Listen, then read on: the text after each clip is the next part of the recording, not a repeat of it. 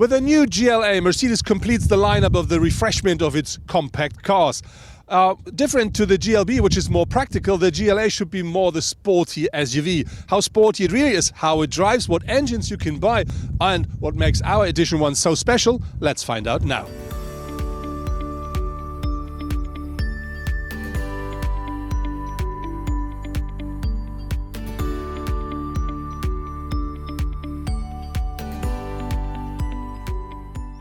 MBUX, so the new Mercedes-Benz user experience, is always on board with the new GLA. But if you want Apple CarPlay or Android Auto, you have to pay extra. At the base model, you do find two 7-inch screens here in the car, but you can have as the next level 7 and 10.25-inch, or the top version, which we do have, it's 2 times 10.25-inch under one panel, which gives you a widescreen, which is nice to touch and to work with and very nice to look at. A very important part of MBUX is the new voice control system of Mercedes, and that gives me the option to really control the whole car only with my voice. From the front, the GLA looks stronger thanks to an additional 3 centimeters width. The sporty appearance of the 1.83 meter SUV is also supported by the power domes and the extra 46 millimeters of track width. The grille of our Edition 1, which is based on the AMG line, is flanked by LED high-performance headlights. The standard model, unfortunately, only offers halogen headlamps with LED daytime running lights. The front spoiler with the high-gloss black splitter and the red inserts in the air intakes underline the sporty look of our limited Edition 1. Inside of our GLA Edition 1, we do find very nice surfaces. So for instance, we do have leather, we do have soft touch, we do have things that look like carbon fiber, for instance, here at the doors, at the dashboard. We do find glossy black stuff, so everything really looks very, very nice. On top of this, to give it the extra kick, we do find this nice red stitching like here, like in the center console or on our steering wheel. And do not forget that we do drive the Edition 1, we find the Edition 1 signature on top of our dashboard as well. In contrast to its predecessor, the new 4.41 meter long GLA is now 14 mm shorter.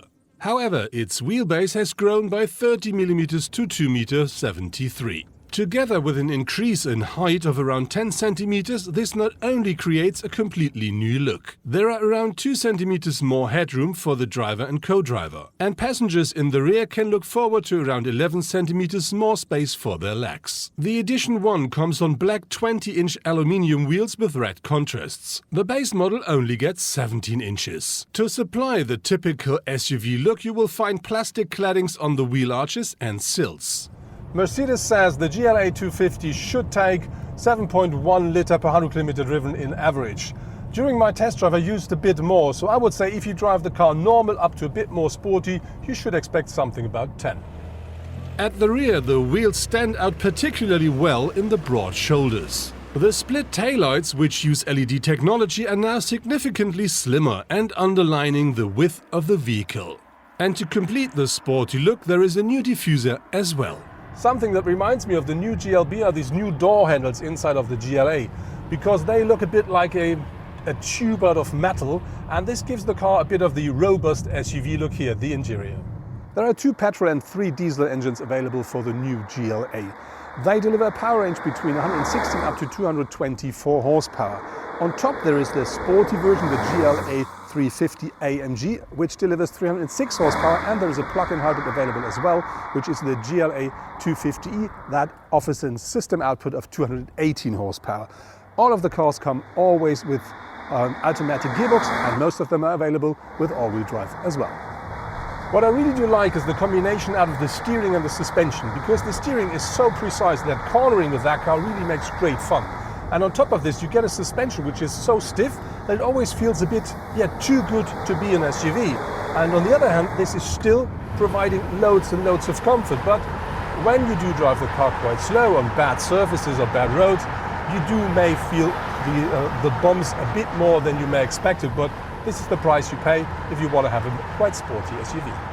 The Mercedes GLA 200 is the current entry-level model of its series. With a basic price of around 37,000 euros in Germany, the 163 horsepower compact SUV is not a bargain. For comparison, a 150 horsepower Audi Q3 is available from 34,400 euros. And a BMW X1 with 140 horsepower costs from 33,100 euros. However, the Mercedes always comes with an automatic gearbox. This extra piece of comfort costs 2,100 euros for the BMW and 2,700 euros for the Audi.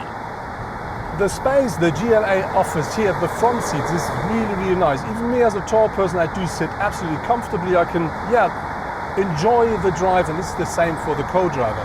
Regarding to the hat space, I do have some left, but I'm not sure if this is because of the sunroof, or it may be better if you don't have the sunroof. You better try this if you're a tall person. How much space there is behind me, we're going to find out that by having a short stop. But before we do that, let's talk about the seats, because the sports seats, which we do have in our car, are really nice because they offer loads and loads of comfort, and on top of this, they offer so much support that you can really enjoy cornering quick with that GLA. Of course, the new GLA features the most important driver assistance safety systems as standard. But on the other hand, of course, this is a Mercedes, so that means you can configure a lot more than that. And to give you an idea of what the car offers as standard and what is an optional extra, here you find both lists.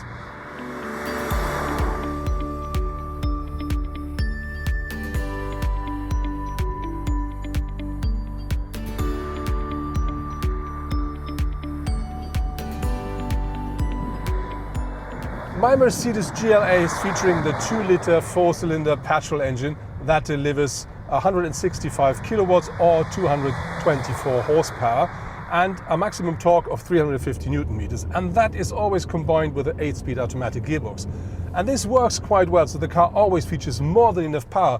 But on the other hand, it is a bit too nervous. It is a bit too sporty, I think, for a standard SUV. But on the other hand, if you say this one should be the more sporty version compared to a GLB, that is something that works well. With the rear seats up, the GLA now offers a maximum loading volume of 435 litres. That is 14 litres more than the predecessor. If you fold down the rear bench, a luggage compartment of up to 1,430 litres is created. Nevertheless, the competitors are clearly winning this discipline.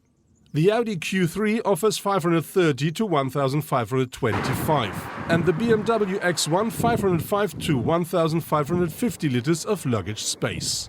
Talking about compartments here in the GLA, you do find standard sizes inside of the doors. I think they will easily fit a 1-litre bottle. On top of this here, the center console, you do find at the front the optional wireless charging. Behind that you do find 2 standard cup holders. And then if you go a bit further down the road, you do find the standard Mercedes splitted armrest, and beneath that a normal size of a compartment. Important here, there are 2 USB sockets, but both are USB-C. Behind this in the center, so the rear seats, you do find another USB-C port, and of course you do find the typical cup holders in the armrest of the rear seats as well. What I really do like with the car is the exterior design, because it really looks a bit more sporty, and of course I like the coloring trim. Looking at the interior, the space it offers at the front seats is absolutely gorgeous. On the rear bench there's more than enough space, even if you do want to sit behind me.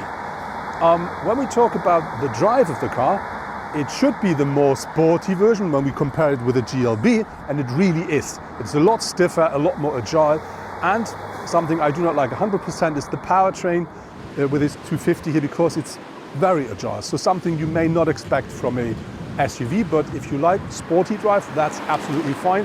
But even in comfort mode, you will not have a quiet and easy drive. You will always find quite high revs. When we talk about the optional list you do find with the car, it features everything you need when you order the base model, but you can have nearly everything when we talk about comfort, when we talk about driver assistance and safety system. And that brings you to a car which is still a compact car, but features nearly everything you may only find with a lot higher classes. But on the other hand, then we come to the downside of the car, because this is the price. The base model of our car here costs you in Germany about 44,000 euros. And if you want to have the edition 1 and all the extras we do have in our test car, that'll cost you more than 70,000 euros. And I think that's quite a lot of money for a compact car.